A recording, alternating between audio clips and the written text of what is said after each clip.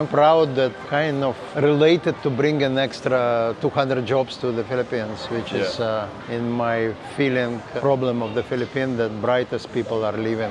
Meet Vlad. Back in the 80s, he immigrated from the Soviet Union to Canada, then to the US, and now he's been living in the Philippines for 15 years. Vlad shared the biggest misconceptions Americans have about the Philippines, why the Philippines is the happiest country in Asia, and how it feels to be the father of two toddlers when you're almost 80. I'm Max, let's go! What do you think the biggest misconceptions about the Philippines in the US and in Canada? You know, Americans sometimes geographically not very educated. They really didn't know what's Philippines. Then later on they thought that they assume Philippines is like Thailand, which is stereotype of Thailand was mostly for sexual escapades or something like that. Me, myself, I came here like on a short trip about 20 years ago, whatever, and it was too short, and you know, some friends said, look, why don't you move here for $300 you can rent apartment. I said, $300, that's probably dump. In San Francisco, it is at that time. Right now, you cannot really think. But I realized at that time it was now probably difficult, but still it's cheaper. Anyway, at that time I was still involved. I still had to go to work, back to rat race. And, I wish I would come earlier, but I didn't. There is this like stereotype, I don't know if it's right or wrong. The majority of foreigners coming to the Philippines is like retired American or Westerner guys. That was used to be. Looking for Filipino wives or girlfriends. Used to be that way. That's the reason, by the way, I didn't want to move to Dumaguete. That was purely retired Americans over 60, 70, retired from the army. Kind of very opinionated and very limited. Anyway, I kind of get stuck in Cebu. But now more and more people coming from different, younger people coming. Cebu becoming very cosmopolitan city. Lots of restaurants, lots of things to do, and lots of people. There's also other people coming. Cebu is like hub to travel in this area of the Philippines. So Cebu airport actually have more traffic domestic than Manila, because people come here and they travel to different islands and hang out. So before, let's say 15 years ago, you could you see foreigner.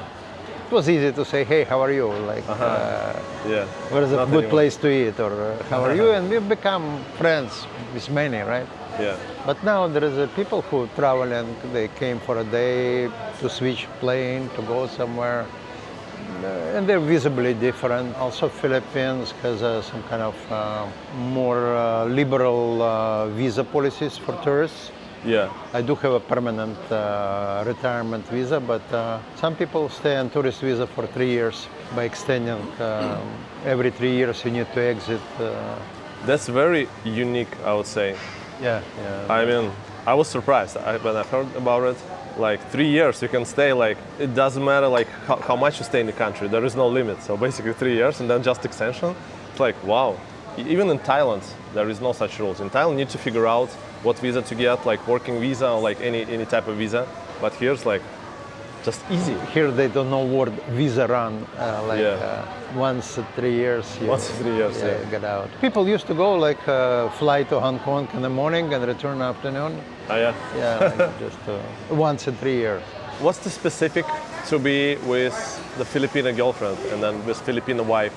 Do you think it's different versus the Western? I'm generalizing, but do you think it's different versus the typical Western woman? I've been married to 2 Russian women, no more. I don't know. It's again, it's stereotyping, but not only that.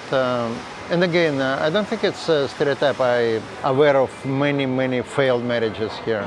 Between the Westerner and Filipino? And Filipinos, Quite often it's a man responsible. Quite often it's the way how they met and connected, and difficult to say. But men here is sometimes trying to stray away from the family, whatever. But sometimes women they pick up women from the bar, and bar girl is always bar girl. So that become problematic. Yeah. But it's mostly men who are less educated or less interested. And I've been guilty too. You come here, young girls, pretty, everything exotic, whatever, but then you realize it's not exactly what you want. You come to the new place, you are like special because you're like Westerner with money. At least you are perceived as like the West. And then pretty girls feels accessible, and then bar girls, they want you, and you can fall into this trap. But then it doesn't, like if you want relationships and long-term relationships, it doesn't work. When I said bar girl, it's more stereotyping. Not necessarily the girl work at this bar, but mentality is from there. That's how she raised, and lots of women actually, girls raised, when I grow up, if I'm pretty, I will become, I find some foreigner, I can pull the money to support my family.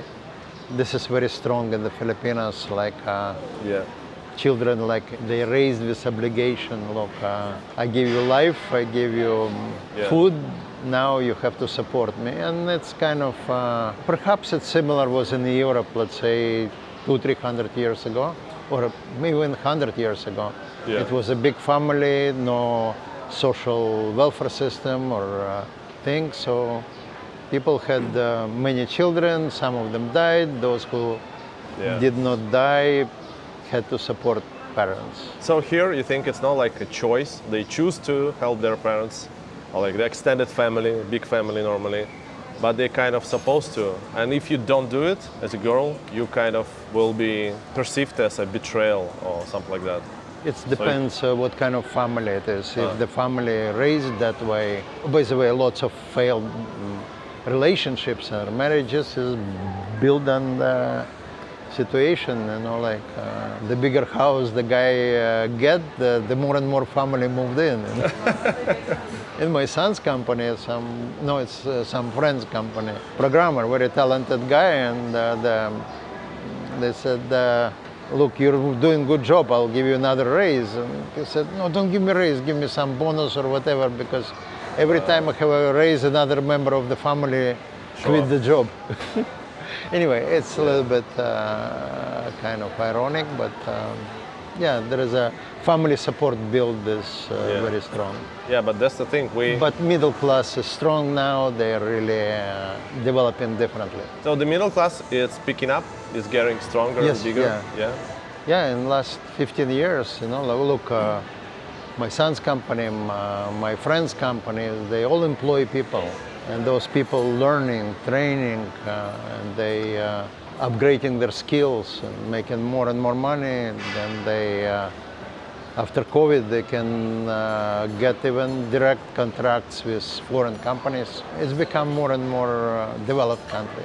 Why Cebu? Why not Manila? Why not Dumaguete? Why not somewhere else? When I came, I thought, okay, I'll live on the beach under palm tree, drinking beer. But then I realized after 3 days that life is boring, and I realized in the province, not so many interesting people.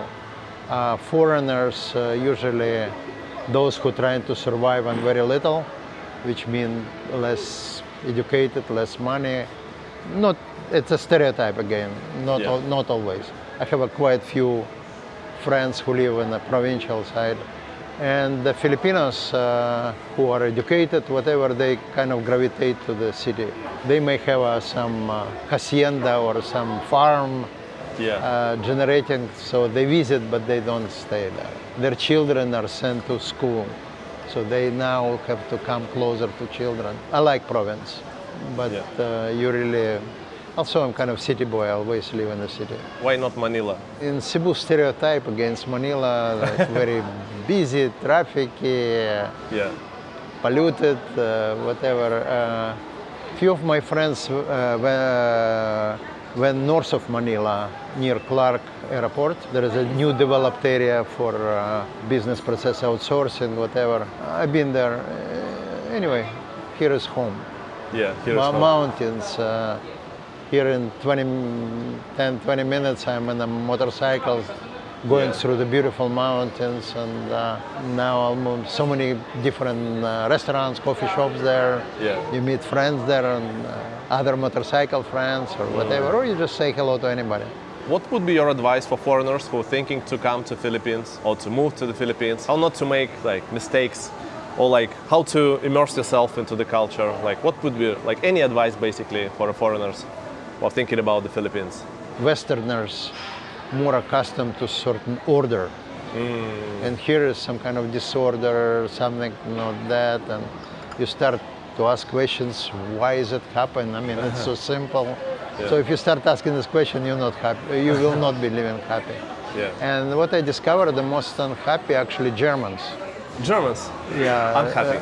Yes, because they are among the Europeans, for example, they are more organized than Italians, for example. So it's more culture shock for them than for Italians, for example. I guess it's hard for them to tolerate the chaotic way of living. I did talk to some German guy who worked here for a company, and he was always frustrated, and he was happy to leave. Because he couldn't tolerate all of that. So, and you have to accept, when I started to ride my bike, a smaller bike in the city, other one, like 10 years ago, whatever, I usually go only outside. I have a car for a city, but you know, you start asking, why these people want to kill me? You know, like jeepney driver can cut you off because they see some passenger on the road or whatever. But then you discover that that's a life. You have to just watch what's going on. Everybody has a different pattern of driving. Rules are rules, but not so many people follow the rules. Or even know about the rules, especially those who get licenses before. So once you stop asking these questions, you become happier. You become happier. Periodically, once in a while, you really need to live this chaotic lifestyle. And go back. When I go to San Francisco, there is used to be at least 10 years ago, sidewalks are clean. You can drop your sandwich, still pick up and eat it. It's okay. Here, outside of shopping mall, it's dirty, right? Air, no pollution, you know, like fresh air from the sea, breeze, you know. But after 2 weeks, I have an oxygen narcosis, find the oldest diesel truck, go to exhaust pipe, smell it, feel like home. Cebu. So, and US become more sterile. I travel a lot in the Philippines, but basically it's a happy country. People even poor in the provinces, very smiley nation. I travel a lot through China, through every time in the airport, you look in Korea, the same Asian face, but nobody smile. But here is first people very smiley. You are 78. Wow, you look great for 78. Thank you. And you're like you feel like very alive, like very energetic. I mean, it's great. I need to. No, really. I expect to be there at my daughter's wedding. They're 2 and 4 year old. And of course, I wouldn't let them date until they're 30 years old. That was a joke. They will not ask me. How does it feel to have like babies, like fresh kids, when you are like 74 and 76? So you had like 2 newborn babies. Like, you feel younger, much younger, or like the new babies arrived? It's like a second life feeling for you, no? It was difficult. It was, definitely. But the first couple of years were, when babies are small, and we had the trouble with babysitters and whatever. It took some time, but now they're independent. They can play by themselves. And now I'm very happy. Before I was happy too, but it took me away from motorcycle driving, from meeting friends. Friends are friends.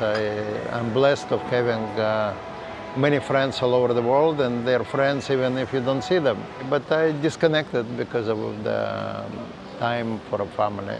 But now I'm kind of more out. I can go back to gym and can go do lots of things. Your motorcycle trips, right? That's a big part of your life, I believe. Yeah. But with every new child, I drive slower. Do you have other kids, like from the US? Yes, I do have two sons. Yeah. One is 50, one is 42. And younger one came over with my grandchildren, and we had a good time. And older one is actually moved here recently from San Francisco. Yeah. Oh, that's awesome. Yeah. Are you happy? Yeah. He was traveling here. We did scuba diving all over the Philippines and some other adventure travel. And at a certain point, he was keep asking about if it's possible to find good programmers here. He has a company in the US. At a certain point, I kind of introduced him to a few people here in IT. I used to be in IT. And he started to build, and now about 200 people working here, which is a good number. So I'm kind of proud that I kind of related to bring an extra 200 jobs to the Philippines, which is, in my feeling, problem of the Philippines, that brightest people are leaving.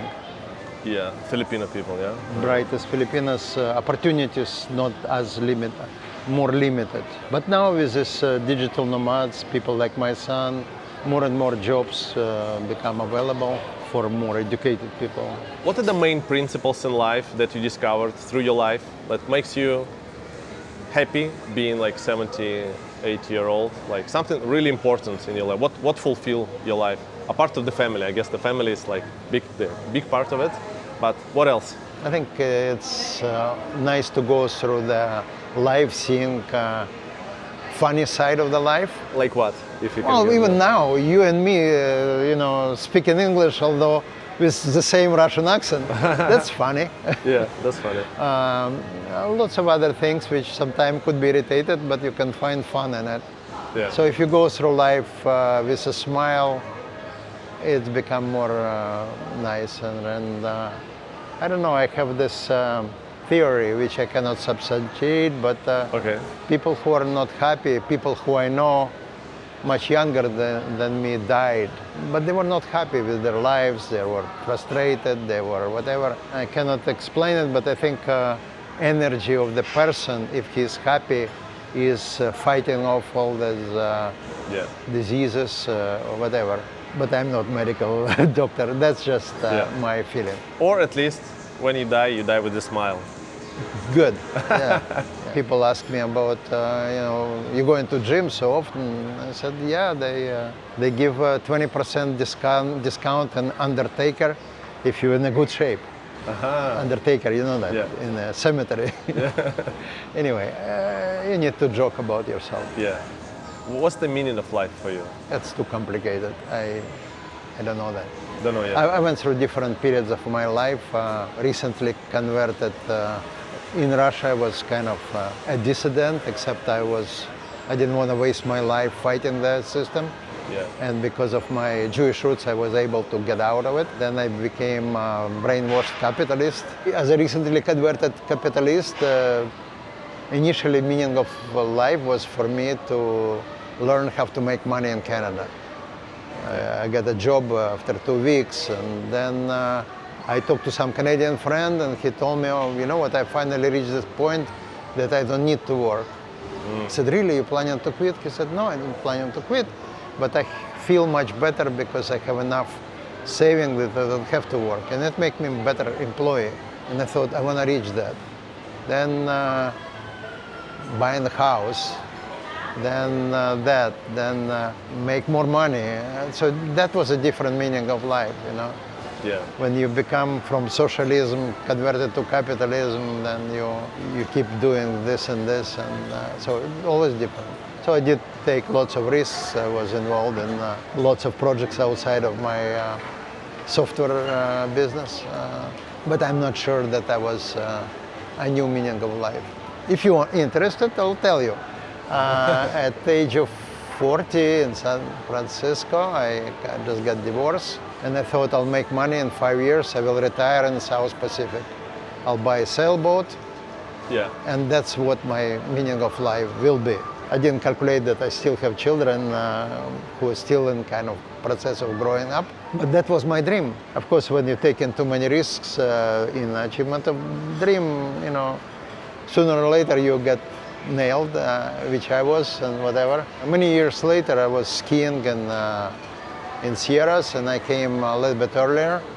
And I was first in the line, and I was talking to the chairlift operator, and I said, look, most of the guys, high school students, and you are pretty old, like he was like 35-ish, 40-ish. He said, I'm actually charter boat operator, but I have some problem. Some guy called me from New York. He said, I'm working here in Wall Street. I made money. My dream is to buy the boat and circumnavigate the world and retire. So I bought the boat, provisioned it, whatever. 6 months later, that guy came. We went on the boat. I said, look, it's 8 days sail to the Hawaii. Let's do. No, I don't need to stop in Hawaii. I want to circumnavigate the globe. Let's go. He said after 2 days, guy became silent. After 3 days, he stopped talking. On the 5th day, he said, I cannot take it anymore. Take me back. So he went back, flew back to get his job back in Wall Street Journal somewhere, Wall Street, whatever he was doing, making big money. He said, I sold the boat for half price and now I'm unemployed. That was my dream. That's exactly what I wanted to do. So anyway, dreams now, not sure. To see my daughters getting married.